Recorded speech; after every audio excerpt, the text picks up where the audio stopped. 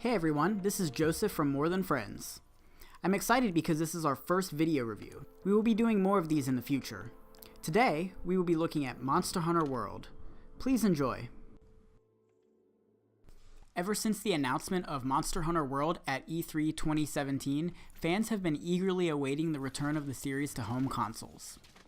Not only is this a departure from handhelds, but it's the first entry on a Sony device in 10 years.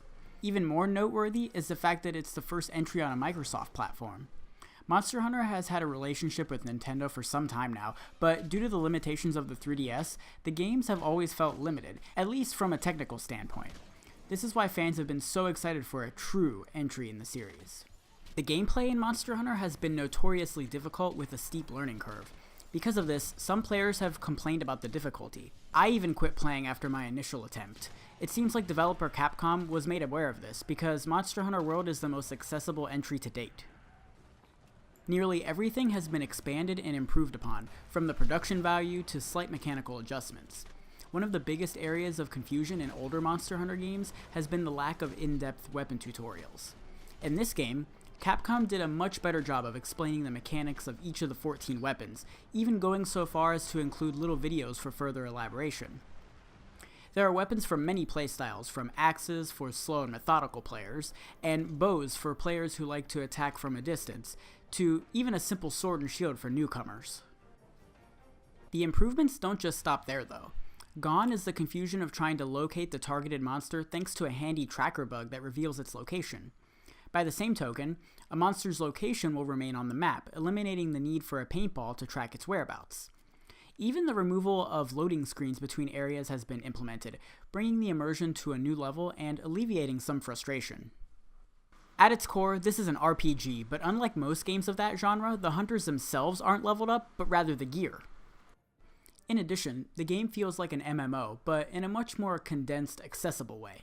Think Destiny or Tom Clancy's The Division, where players are in a shared world. Sure, that isn't much of a novel idea anymore, but Monster Hunter World still feels different. The gameplay loop is just as addicting as the others.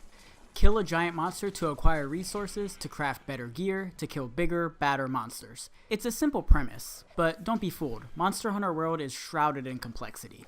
There are so many little features and mechanics that it's easy to get overwhelmed, but thanks to a thriving, positive online community, there is no shortage of information. Playing online with others isn't required, but it's highly recommended. There's something about getting 3 other buddies together to take down a gargantuan beast that feels oh so satisfying.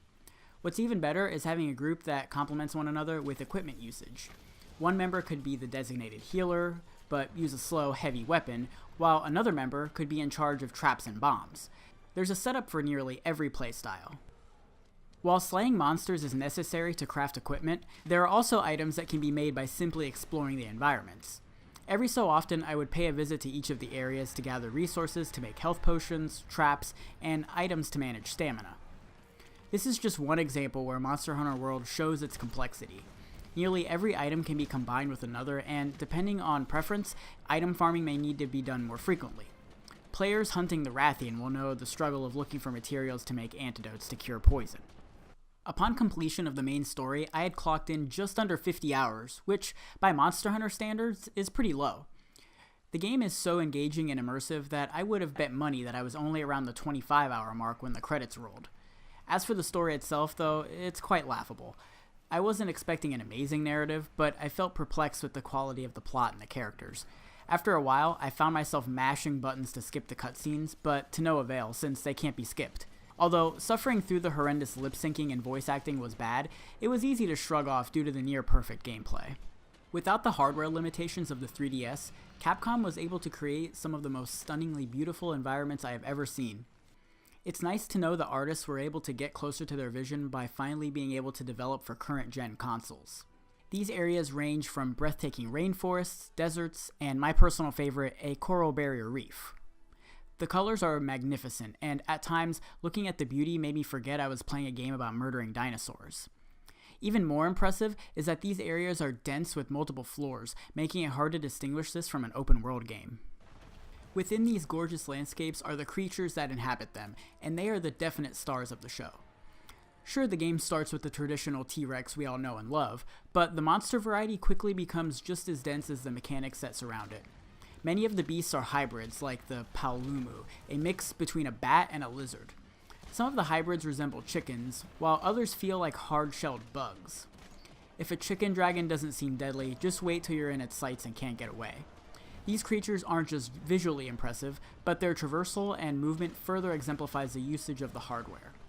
Monsters don't just stand still, but instead react accordingly with grace and fluidity. What I love about Monster Hunter World is that it isn't afraid to get weird.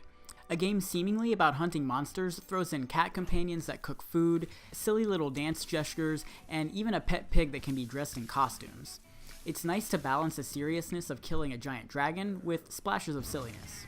It's easy to see why even experienced players could get overwhelmed with the subtleties in this game. After all, I was 30 hours in before I started experimenting with harvesting crops, sending ships to gather materials, or even fishing. Calling this overwhelming is an understatement, and perhaps knowing this will steer you away from playing, but those that give it a chance will discover a rich, rewarding experience. The migration from handheld to home console was necessary in the evolution of the series. The improvements aren't just graphical, but in scope as well. While this game isn't for everyone, Monster Hunter World is the best jumping on point for newcomers and improves upon old mechanics for longtime veterans. Thank you for watching, and please hit the notification bell so you're notified when we put out a new video. Also, check out our website at mtfproductions.com/gaming for more video game coverage. Take care, everybody.